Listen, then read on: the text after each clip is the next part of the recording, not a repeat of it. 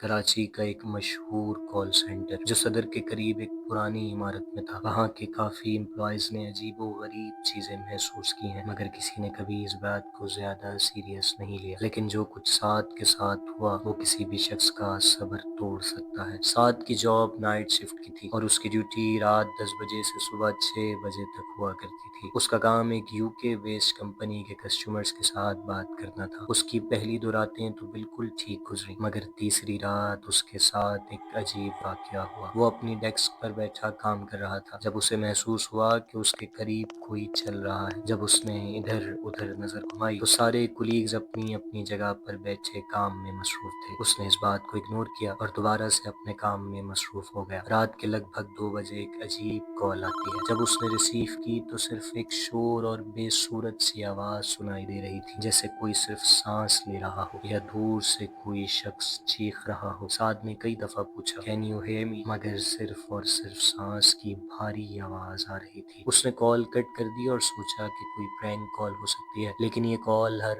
آدھے گھنٹے بعد آنے لگی، اور جب بھی سعد فون اٹھاتا تو سامنے سے کوئی بھی بات نہیں کرتا تھا، صرف اور صرف سانس لینے کی گہری آواز سنائی دیتی تھی۔ اس کا دل گھبرا رہا تھا، مگر اس نے اپنے کام پر دھیان دیا اور ان ساری چیزوں کو اگنور کرنا چاہا۔ صبح 4 بجے کے قریب جب ساری آفس کی لائٹس ڈم تھیں اور صرف اسکرین کی روشنی تھی، سعد واش روم جاتا ہے اور وہاں کا عجیب سین ہوتا ہے۔ وہاں لگے پانی کے تمام نلز تھوڑے تھوڑے کھلے ہوتے ہیں اور ایک باتھ روم کا دروازہ دھیرے دھیرے ہل رہا ہوتا ہے۔ اس نے جیسے ہی اپنی شکل شیشے میں دیکھی تو اسے اچانک اس کے پیچھے ایک پرچھائی نظر آئی، ایک لمبا کالی چادر میں لپٹا شخص جس کا کوئی چہرہ نہیں تھا۔ سعد فوراً پیچھے دیکھتا ہے مگر وہاں کوئی بھی موجود نہیں ہوتا۔ اس کا سر بھاری ہونے لگتا ہے، سانسیں تیز ہونے لگتی ہیں اور وہ فوراً وہاں سے بھاگ کر اپنی ڈیسک پہ جا کر بیٹھ جاتا ہے۔ وہ یہ ساری بات اپنے دوستوں سے شیئر کرتا ہے مگر کوئی بھی اس کی بات کا بھروسہ نہیں کرتا۔ کچھ دیر تک اس نے خود کو حوصلہ دیا اور دوبارہ سے اپنے کام میں لگ گیا۔ کچھ دیر بعد اس کی اسکرین پر ایک کال الرٹ آتا ہے، مگر جب اس نے دیکھا تو اس کے سسٹم پر کوئی نمبر نہیں تھا، صرف